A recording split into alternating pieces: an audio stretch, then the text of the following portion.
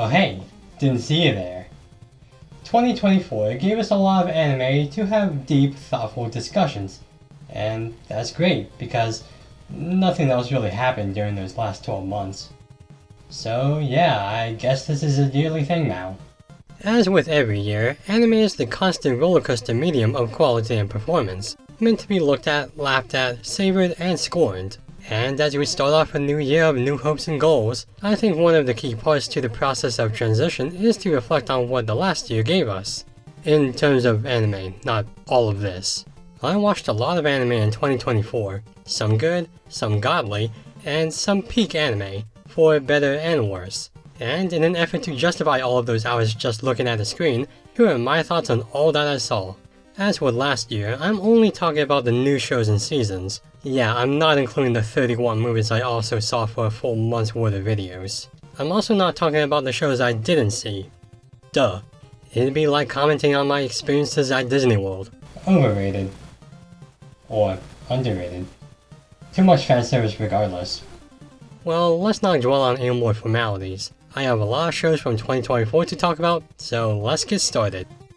With shows from 2023.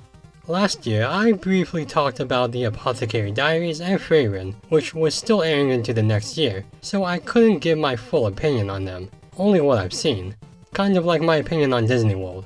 This was sold in the Disney store, so the transitive property gives me full rights to have critical opinions. Well, afterwards, I did get to finish them, so what are my full thoughts? They're pretty much everyone else's, they're near perfect. There's a mystifying charm to them in their own unique ways. The Apothecary Diaries gives you a fascinating historical story filled with medical mystery and political conjecture, while Frieren's fantastical journey allows for the character and atmosphere of silly humor and epic animation to take you for an otherworldly experience. One's a story told right, and the other's a story felt right.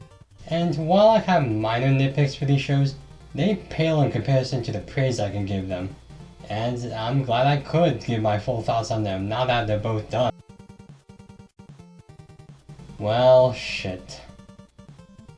I'm back on the Disney World metaphor again. But, speaking of sequel seasons, it's time for the 2024 sequel season lightning round.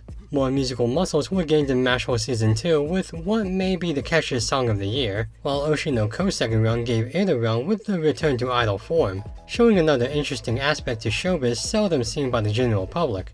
Creators are just as much prima donnas as actors. But not all of them. Some of them are already perfect like me. And don't you forget it. Subaru's Wacky Adventures came back to life in Re:Zero Season 3, The Search for a Reason to Live, and Aya no Koji's exciting escapades came back in Class Member of the Elite Season 3, The Search for a Reason to Keep Watching. Shonen saw some of his heavy hitters come back, much like a bunch of shonen protagonists with plot armor, with Bleach the war that takes a while, Fairy Tail the quest that doesn't take as much time, and Shy the girl who doesn't have the longevity of boys. And that's not a social comment on public perception or anything, it just kind of ended. I mean, I guess you could interpret it as a social comment. Good idea, let's talk about more social injustices toward girls and women. I didn't say that. I mean, it's important, but... Among the other sequels seen by this guy was one that has women as slaves, one with them as eye candy with little personality, and one where they're only respected if they brand firearms. So how does it feel to be a misogynistic piece of shit? Not good, I guess? I mean, to be fair, some of the guy sector shows weren't that hot either. Sure, Ron Komonohashi Season 2 wasn't bad, it just kinda came and went. But Blue Lock Season 2? Dear lord, it makes me regret writing all those praises I had for the show months ago. It's just so bad, and it's mainly the animation. The story is fine, the acting was really trying, but use of straight up PNGs, way too many still characters, and stunted action in an action-oriented sport is just unforgivable. It just flops. Wait, hold on. I have more of these. Blue Lock, more like Blue Locked out of the studio. Maybe they should have signed on Yuichi as an animation consultant. His eyes are clearly better than theirs. It's bad. Yeah, that's about it for the sequels for now. Sorry to end it on a sour taste, but why don't we hop into the new stuff this year? Starting with a fresh taste in winter 2024.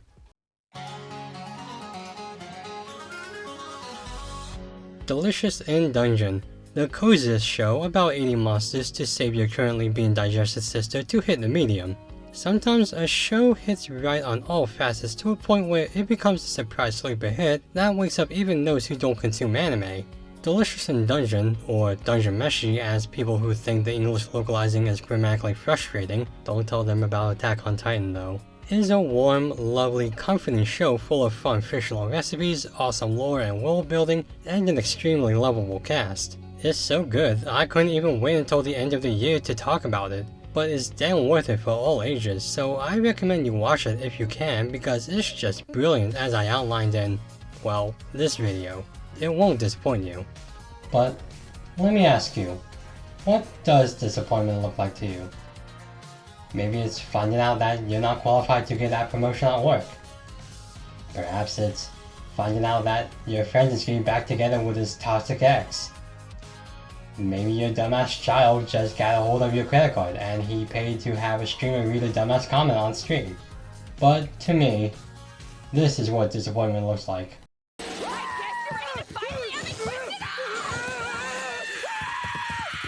Hold on!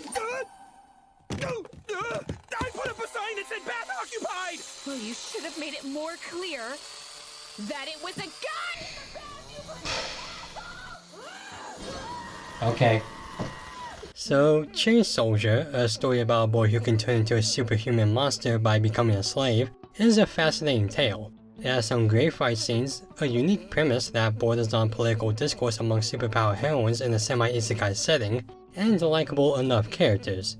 And of course, fanservice. It's not perfect, but I personally like it for what it accomplishes. The adaptation, however, falls short. Now, that's not to say it isn't good. It's only saying that is not bad. The animation can be jarring, the writing is a bit stilted, and I think people's biggest problem with it, the fan service is subpar. Yeah, that'd do it for a show that's trying to be the next high school Double D. It's a shame because this was the show I looked forward to the most this season because it has an interesting plot with a bit of dumb fun in it. And in a way, I do like it if not for the characters. But as is, it's not something to really sink your teeth into until and if they get future seasons right. And unfortunately, that's not where it stops. Tale of Wedding Rings also hit that situation with me. A story that's not fantastic but intriguing enough for me to follow turned into an ill-paced mash of emphasizing fanservice detail, poorly by the way, over telling a decent narrative about a guy collecting women for their jewelry like they're the Infinity Stones. Okay, maybe we should step away from some of these shows. I mean, I love fanservice as much as the next guy, but they're not exactly helping the misogynist accusations. So let's take a look at some anime where the girl is in charge. By being evil, Jesus Christ. Whenever someone tells you that anime is running out of ideas, always remember that shows like Hammerfurly exist to give fresh takes on old genres, which then becomes its own beaten horse of a subgenre. 3 villainous isekai came out this season, and for some reason, I watched all of them. Am I the problem? They were pretty standard, even for this not dead yet format, with one living as a princess in another kingdom, one who becomes a doctor, and another one with no personality. Cool. Actually, that last one wasn't bad. The show was. It was dreadfully boring with one joke, but the character herself was pretty funny in her own autistic way. I have a feeling if I was in his situation, I'd also want to avoid people, just like in real life. Now that I think about it, there was a lot of autism this season, wasn't there? Alicia, Laos, boring isekai protagonist with bullshit OP power, but the one that really takes the center stage was the most degenerate of them all. Sounds like autism. For the record, I can say that. I have the A-word pass. Gushing over magical girls is the fantasy fanservice show people were asking for. A comedic spin on the magical girls trope, it sees this main character roped into getting magical powers from a suspicious mascot only for the twist to be that she has to work for the evil organization that fights against magical girls, which admittedly is pretty funny satire. It kind of stops there though.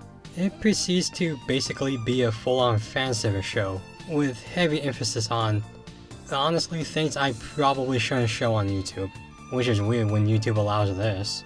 It's fine, it has good acting and animation, and I guess it's technically legal, but it also feels like there's a certain demographic for it, and it's not the ones you think or hope. Well, if you need help cleansing yourself, the best way is to punch yourself in the face apparently, according to this show. Oh wait, no, that's the wrong way to use healing magic. Well, maybe a concussion wouldn't hurt either.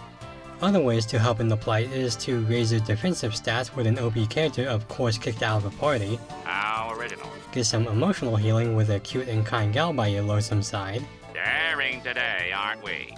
Or just be dead. Does being dead on the inside count? And nowhere is that last point more true than with the final winter show we're looking at, Solo Leveling. Based on the Korean webcomic, Solo Leveling is all the shonen fantasy tropes you love done well, and that's about it. Yeah, it's the biggest show of the season and I think it was just okay. But what it does well, it does well. For Jinu, scrounging through dungeons is a lifestyle that doesn't pay much, but at least gets bills paid. It doesn't help he's weak AF when his party suddenly runs into trouble and he's left to die on his own. But he just doesn't, and proceeds to gain levels in strength and sacrifice for personality. The animation is some of the best this season, opting for dynamically fast and sharp shots in the action, while the UI of Junu's menus do sell this new life of his. The story's not bad either. Sort of. It's about the personal and professional growth of someone on the bottom rising up with his chance, and is paced well and delivered sincerely, until said someone becomes another bored OP protagonist. Granted, his journey's not easy and still has to face tough bosses, but you kind of just clock out as you know he's gonna win in some pushing limit getting new abilities way. So I guess the question is, would I prefer unpredictable trash, or excellent but safe? But there's no time to ponder media philosophy. We go into the spring season with the sequel season lightning round. The sequel. Slime returns with "This really could have just been an email" this season, while Kilimanjaro Tomato steals himself in the arc that's literally called Training Arc. Yeah, I love it when the shows write the jokes for me. Too bad the other shows didn't tack on more of my laziness to their titles. Just stupid numbers. Konosuba 3, My Hero Academia 7, Mashogo Tensei 2, Yudu Camp 3, Kaiju number 8. Wait a minute. Kaiju number 8, the show about a guy turning into a monster which would be used by the military to fight other monsters, is a totally original show by the fact that its protagonist is in his 30s. And I'm genuine in that. It's a fun show. Not too bombastic or devoid of light commentary, it's just a good ride from start to cliffhanger. The main character's a nice kind of underdog, one fighting against time and generational gaps, and that's a cool, unique spin on the premise. Heck, a lot of these shows had underdogs in the lead now that I think about it. Yozakura Family is basically Spy Family if they had hero quirks and the main character was Deku with Kirishima's powers. Go Go Loser Ranger follows a henchman of the organization against Sentai heroes, fighting to destroy the heroes from the inside out, and the standard fare of guys no one gives two flying fucks about turn out to be gods because creativity is dead. And let's not forget the other bad shows while we're at it. Why? Remonsters, what happens when you try to merge the story of Goblin Slayer, Slime, and Overlord into one big amalgam of ideas, and take out all the good stuff. The animation, the pacing, the story progression, the story, yeah, it's all terrible. Not much else can be said about it. God's Game We Play is this year's No Game No Substance clone, while Unnamed Memories title is quite fitting considering I can't name a single memory I have of the show. Archdemon's Dilemma deals with the lovely topic of literally buying a romantic partner, and the adaptation of the mobile game Blue Archive came out with critics saying, it exists. Hey, what a coincidence. I had the exact same feelings about the game. And to end the bad streak is a show that's not actually terrible, it was just shrouded in terrible timing and production. Whisper Me a Love Song centers on newly minted lesbians and their casual journey through music. It's a nicely flown story and cute moments tied up by the errors of delays and faulty scheduling. Now that the show's done, it's passable and those production errors don't really matter. It's just that the momentum and fanbase definitely took a hit from the initial run. It also probably didn't help that this wasn't the only one of its kind. Jellyfish Can't Swim in the Night and Girls Band Cry are both eerily similar in concept. Musical Yuri. I mean, technically they're Yuri bait, so I guess that's enough of a difference, but if you were to ask a general weeb populace of their preferences of these shows, a majority of them would probably choose Jellyfish or Girls Band Cry over Whisper. And I can't really disagree. I mean, I have problems with these shows, but In general, they are just done better than Whisper Me a Love Song. In storyboarding, artistic flair, atmospheric strength. Not that you could only like one in the first place, but usually there's going to be one in first place. As a reincarnated aristocrat, I'll use my appraisal skill to Rise in the World is a unique OP pro-tag isekai in that it's more about being a competent leader more than a hacks-inducing hero. It's also candidate for worst needlessly long-ass title of the season, only competing with I was reincarnated as the 7th prince so I can take my time perfecting my magical ability. Is there just an underground competition in Japan for making the most hyper-specific light novel titles and it's just gotten too far?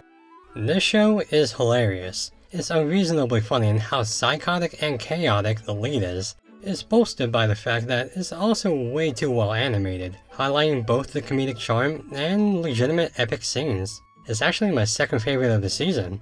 What's my first? Well, to solve that mystery, trust me, it's really hard. Let's consult the experts. Mysterious Disappearances was a show that not a lot of people saw because it really wasn't that good, but I liked it. I thought the mysteries were fine and even uniquely dark. It's just about two bookstore workers, one an aspiring author and another a creepy little troll, figuring the yokai-ish, curse-ish stuff happening around them.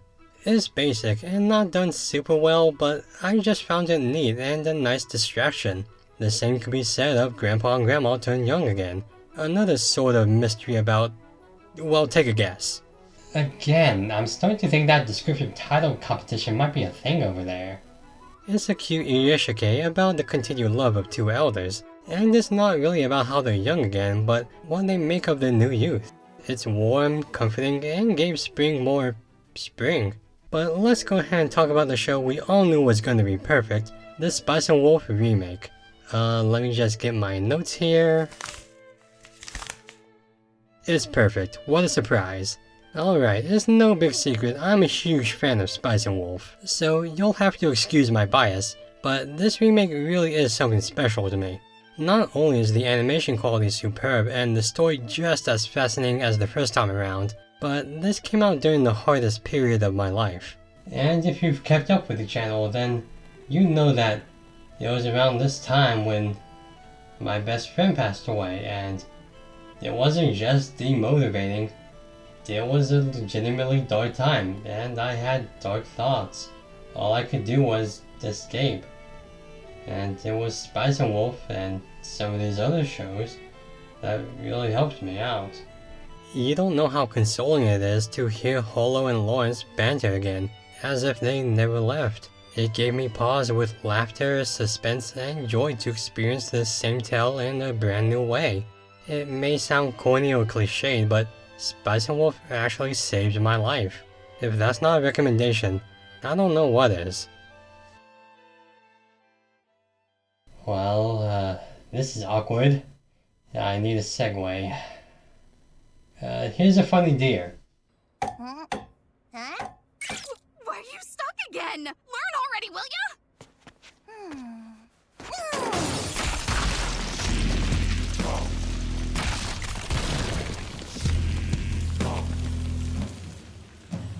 We splash into summer with some heavy hitters, surprise dark horses, and even more surprising disappointments. My Dear Friend Nakatan was the memed-up show of the season with fantastic marketing. It had humor, dancing, obnoxious music. It was everywhere for a while in anime spaces. It was summer's best anime. And then it came out. Man, talk about letdown. The marketing led you to believe how unequivocally funny this show would be in its concept, meme potential, and absolute insanity, when really it just turned out to be another school gag comedy. It certainly had funny moments and jokes, but it fell hard to ending on mediocre notes and less than impressionable imagery. It just didn't deliver. Trust me, that's funnier than 90% of the show. The double-edged sword of marketing is a tricky tool to wield. Huge properties like Suicide Squad Isekai to semi-popular novels like Failure Frame just couldn't hit their mark. It got to a point that shows that didn't have as much advertising became the greater focal point of the season. Parry This You Filthy Casual isn't necessarily seen positively as is very much two jokes, but I didn't think it was awful. It gave its premise and followed through on it. No longer allowed in another world is probably closer to an actual Suicide Squad isekai than Suicide Squad, and it's darn funny in cynicism. The Osan Newbie Adventurer also didn't receive a lot of attention this season, but it does some good laughs and ideas, and I was pleasantly surprised at the quality pacing of it. As someone who's a fan of the manga, it's very much a series that's primed to cram as much junk in a season as possible, but the adaptation really took its time, as the show exhibits patient begets quality. And PTSD apparently. In terms of fantasy, there were several that really caught the eye, literally. Wistoria, basically My Wizard Academia, and The Elusive Samurai, when your entire family is killed and the one who saves you gives off massive pedo energy, were two of the best looking shows of the year. The amount of vibrancy and spatial technique in the framing of shots are artistic gold, and they're aided by the fact that they're compelling stories as well, about survivors and fighters, one seeking to reunite with a friend and the other to regain his family's honor. They are top-notch productions, showing the awe of fiction. And yes, I know The Elusive Samurai is actually based on real events, just go with it, okay? Speaking of things that don't exist, romance. Pseudo Harem, the story of a boy and a girl and her many personalities, is nothing but sugar. It's darn cute and rich in chemistry. And you know what? I'll say it. I think these two have a stronger bond than these two. Alya sometimes hides her feelings in Russian was a major draw for the summer for the fact that the tsundere could badmouth you in another language. Man, we're finding weirder kinks by the day. Now, to put it out there, I like this show, and I like these characters. They're charming, funny, and nice. And I do find it funny that the best girl of all the show is the one you can't root for. Cause if you do, that's a different kind of red flag. Not that that stops anyone anyway. The animation's gorgeous, the ending songs being covers of other famous anime tunes is awesome, and it has an interesting political subplot. But yeah, I don't think the romance is 100% great. Like 80% maybe, but yeah, that's really my only issue with it. Still good. You want to talk about issues though, how about physical violence and alcoholism? These are comedies. Amidst the internet space, there's bound to be an anime based on the culture of it, and we got two relatively entertaining ones this summer. VTuber Legend is about the pros, cons, and life of VTubing as a career, and it's an insightful dive into that lifestyle. You could tell how much the makers adored the art and did their proper research for the topic because it's all conveyed very eloquently, yet amusing in the anime diverting ways they capitalized on. Mayonaka Punch is similar in that it follows up-and-coming YouTube content creators. Again, it's planned in a sincere but very anime-ish way, with the slapstick, bright colors and exaggerations, but done with genuine heart to it all and trying to make a name for themselves. Also, they're vampires. So yeah, YouTubers. And the last of my summer anime is also my personal favorite, Maka-ine. The story of seeing the losing girl's perspectives in the love triangle plot is funny enough, but it is done with such charisma and equal parts sardonics and equal parts sincerity that it's hard not to get wrapped up in everyone's emotional journeys. You have the haughty girl who bounces back by eating her troubles away, the peppy tomboy childhood friend who clearly should have won, and the awkward little cringe bookworm with the tact of an average internet comment. And they are all really fun to watch. The lead is equally as funny, as this viewpoint of witnessing the craziness around him and being stuck in the middle of one big relationship chore. He's down to earth and wants to stay out of it, but is just kinda forced to add to the conversation. That's really funny. Atmospherically, visually, sound-wise, it's also pleasant in getting you to feel in an entranced mood to follow how these characters grow up from heartbreak and lost love. It's really something to see for yourself.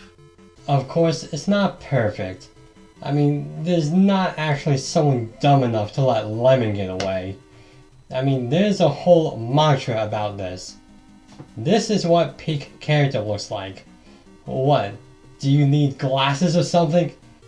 Oh wait, you do. Oh, I guess you're just a fucking idiot.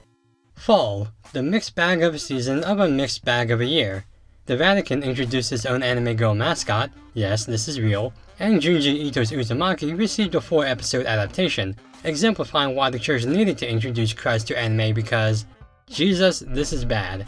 The most notorious shit talker was this year's So Bad Is Good edgy trash anime, while Let This Grieving Soul Retire was the second-hand embarrassment kind of good, bad anime. I'll Become a Villainess Who Goes Down in History is fine, I guess. But you get what kind of show it is by that title, right?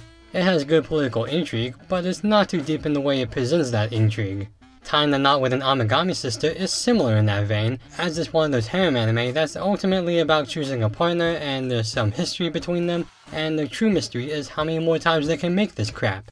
There's a terrified teacher, which we all know is just an inferior remake to Scooby-Doo and the Ghoul School. The healer who was banished from his party is in fact the dumbest, like, seriously, what the fuck? Yeah, let the people who are about to traffic a little girl off with a warning. Ugh, what am I talking about? In the real world, we elect those people. And finally, there's Negi Pazi Angler, an acquired taste isekai about a guy learning to fish right after contemplating suicide, which I get would be a turnoff for some people. It's not gonna be for everyone, and it is a tough subject to tackle, but if you give it a chance, maybe you'll find out that fishing's not that bad. But that's about it for the substandard shows I saw. Let's get to the good stuff. Heresy, Orb on the Movements of the Earth, is a period piece about a boy wondering about the true nature of the universe. Not about the healer-centric model, about the influence and danger of authoritarian figures. You know, the great thing about period pieces is how they're never relevant to the modern day.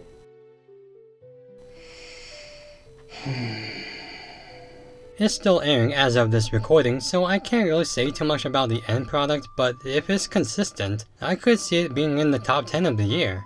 What's automatically top 10 is the show about tomboys. How I Attended an All-Guys Mixer is what some may call mediocre. Well, around here, we call those people full of bad taste, because clearly any show about tomboys is perfect, even if its story, humor, characters, and music aren't. On the topic of romance, Blue Box and 365 Days to the Wedding are nicely done in giving that sort of dopamine of hope in finding young love through growth and marriage through convenience. There's good drama, mystery, and pull into the emotions of the relations. You Are Miss Servant is one of those shows that didn't get a lot of attention but certainly did a few things right.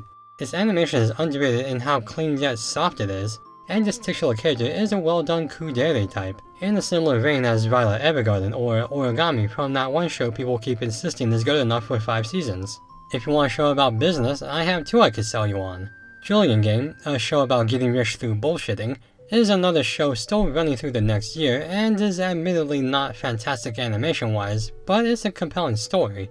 You know these guys are going to get in their way, and you sort of root for them during the work regardless, yet it's not a pristine journey. There's a slew of underhanded tactics, manipulation, and borderline illegal happenings going on, and you're drawn into how nonchalant and casual it is. It's quite clever, and I hope it doesn't slow down in the wiliness. Magic Lumia Magical Girls Incorporated is the other show, and making magical girls an actual business is both pretty clever and pretty funny. They're like exterminators, but with the capabilities to level a whole city block. And the animation is some of the best in the genre. My god, just look at this. There were actually several Magical Girl anime this season, but this one was the only one I watched, so it's basically the only one that matters. Unless you count psychic powers to be magic. The last show we're talking about is arguably the biggest show of the year, Dan Da Dan. From Netflix, the Shonen Jump manga about a boy, a girl, and the aliens and yokai they keep getting assaulted by took off like a turbo granny, and all I have to say is, I totally called it.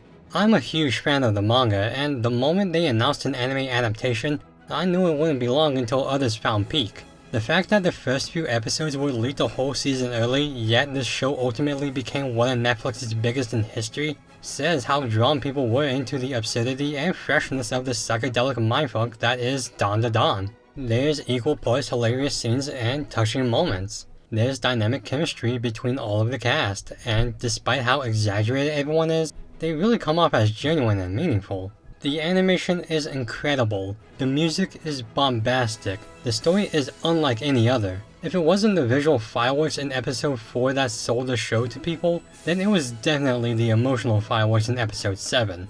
If you want to know how good this episode is, it is the only episode from an anime that premiered this year to have its own Wikipedia page. It made that big of a critical impact. The entire show is filled with gems like it just so happens that this one shines the brightest. But with that said, the other gems are a cut above the rest. They are so good, I can't believe how lucky I am to live during the same time as them.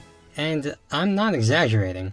2024 dealt a lot of personal and widespread blows to myself and all others, Yet, with how diverse the anime selection has been, I still consider myself fortunate to have the opportunity and freedom to witness the new, unwavering, and cliched film medium I hold so dear to my heart. From defending Earth from alien forces to meeting up with snowy gals, appeasing the best of the best, and suffering through failure frame after frame. We reunited with old faces met with new life, acknowledged that Russian is a language, did some fishing, made cheers with VTubers, and broke bread with dungeon adventurers. Heroes fought their battles, villainesses fought their futures, and Blue Lock fought their audience's expectations. Sorry, these jokes are too easy. And it closes out on a memorable year, for the good and the bad. 2024 was a tough year to get through, but we made it. And while the future is uncertain, I'm gonna keep looking forward, because that's the only way I can watch the next potential show that will get me on the list. But now, if you'll excuse me, I have to get started on 2025's video. We're off to a great start.